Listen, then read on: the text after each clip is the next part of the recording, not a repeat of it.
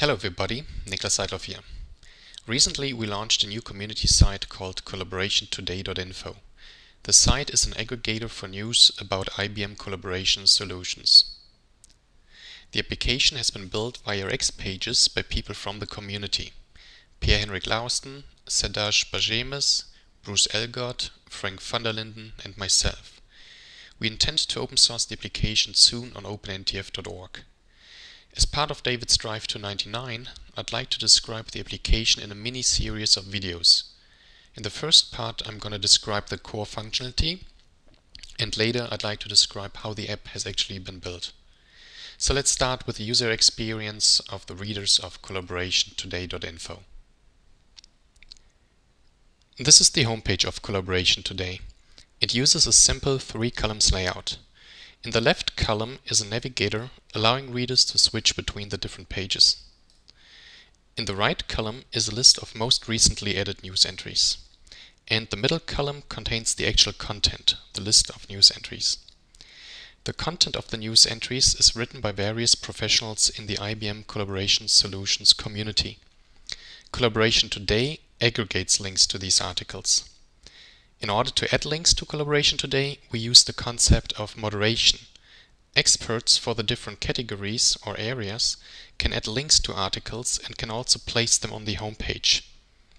For example, what you see here is what we call spotlight articles. These are typically high-quality articles which remain visible on Collaboration Today for a week or even longer. Good examples for these spotlight articles are product announcements. Below this section is a section that we call Editor's Picks. The moderators can choose which articles to display here. These picks usually change every day or every other day. Each category can contain up to 4 articles. For example, the AppDev or the business category contains these 4 articles. The AppDev category contains these 4 articles. Now, the categories here are the same ones that show up in the left navigator. There are categories for business, app dev, and also infrastructure, user experience, and community. And categories have subcategories. For example, app dev has the subcategories X pages, connections, and so forth, allowing users to really filter only the content that they are interested in. So when I click on X pages, I get now a new stream for everything related to X pages. Now, one other page that I wanted to highlight here is the page called Popular. For each click on a news entry on any of our pages, we store when this was clicked and we store what IP address clicked it. Now, this allows us to create this page Popular, where we display the news entries which have been clicked most of the times during the last week. The next thing I'd like to demo is the responsive design. Now, this is the web user interface, and now you can take a look what happens here when I reduce the real estate. So first of all, the left column disappeared, and I can choose or navigate to other categories here now at the top. But I still see here the right column. Now, if I even have less real estate, the right column will disappear as well, giving me another user interface that fits better on smartphones. And in order to show that a little bit better, how it actually looks like on tablets and smartphones, I'm using here this other website, Responsive IS. And here I can choose now the tablet user interface in landscape mode, where I still see everything. Then when I change the orientation to portrait, I only see the 2 columns. The left column was collapsed here. And I can also choose here my smartphone, in which case I see the entries like this. And when I change to portrait mode, this is how I can see now my news entries. And again, I can go to, let's say, X pages category or any other category like this. In addition to that, there's some more user or functionality that readers can use, which you can find here at the top. So first of all, there is an about page describing the purpose of this website. And the interesting thing here is that it also lists the moderators.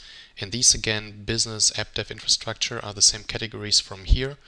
And we store in Notes documents the moderators of these different categories, and they are the only ones who have access to these categories, and they are listed here on the About page.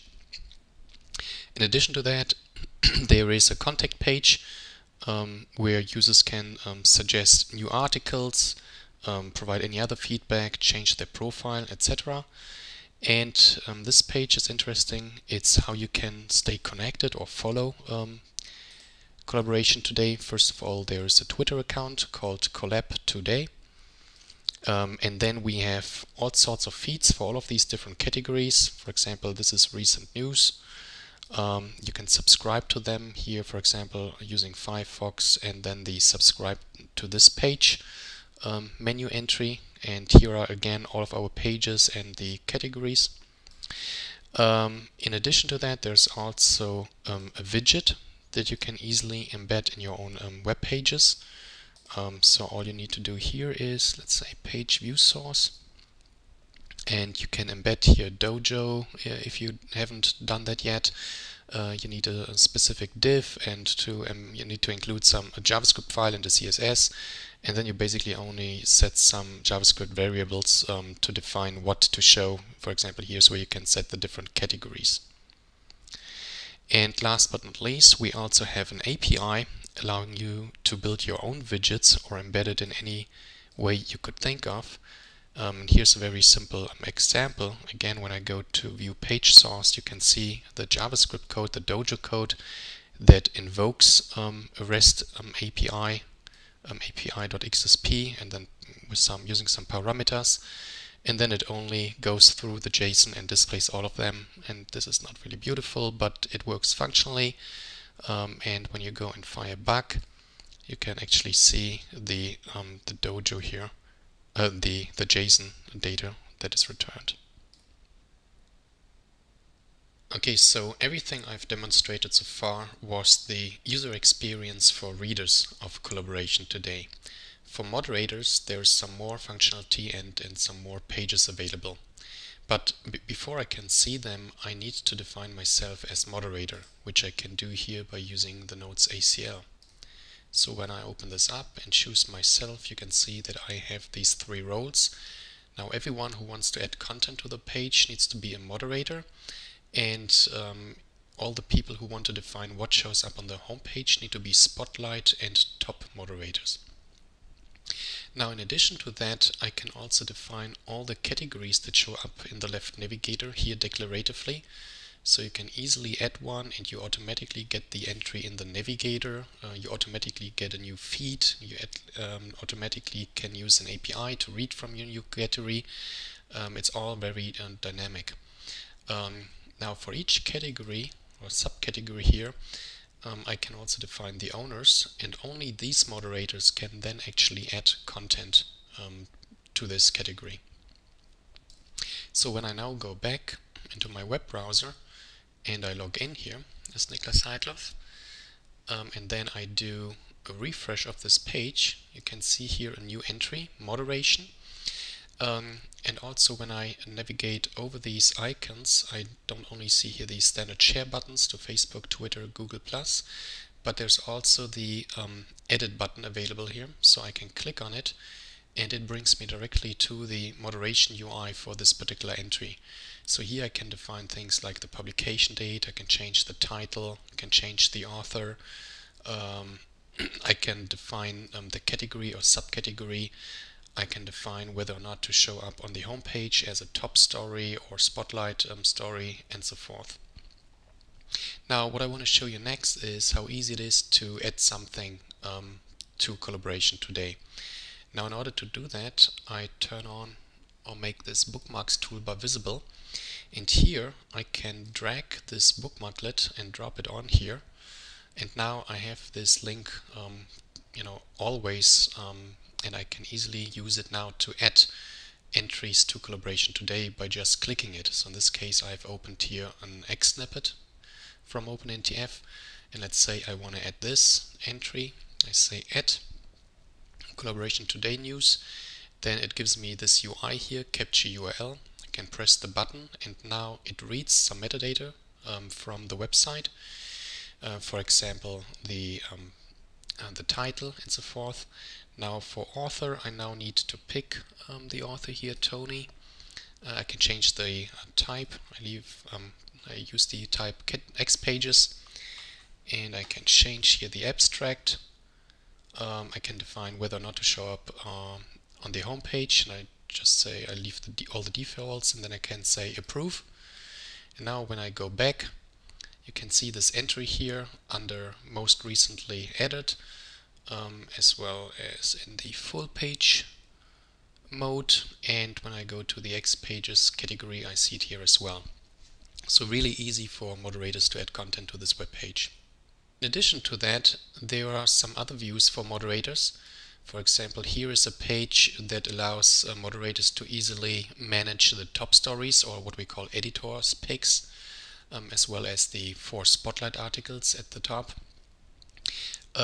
There's also some other views to navigate through all of the news entries that have been approved, to create new authors or edit authors' profiles, and you can also open this view here, Popular, which is basically the same one, or it's the exact same data as you can see on the Collaboration Today homepage.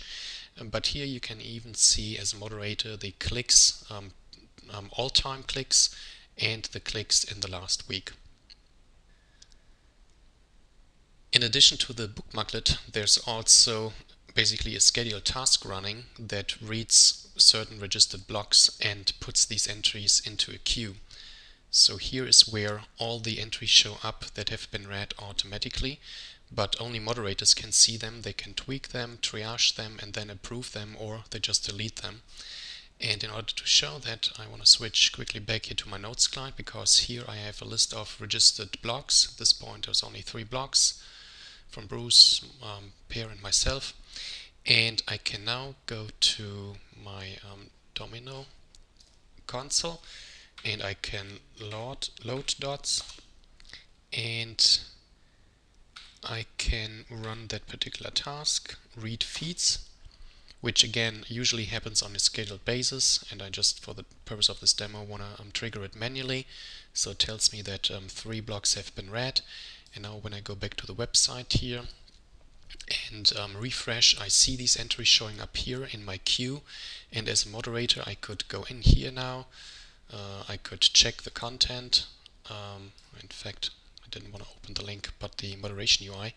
Here I could change the author if necessary, the abstract, and so forth, and then I can finally approve it. This was a quick run-through of the functionality available to Collaboration Today readers as well as to moderators. In the next video or videos, I want to talk about how we've actually implemented this application.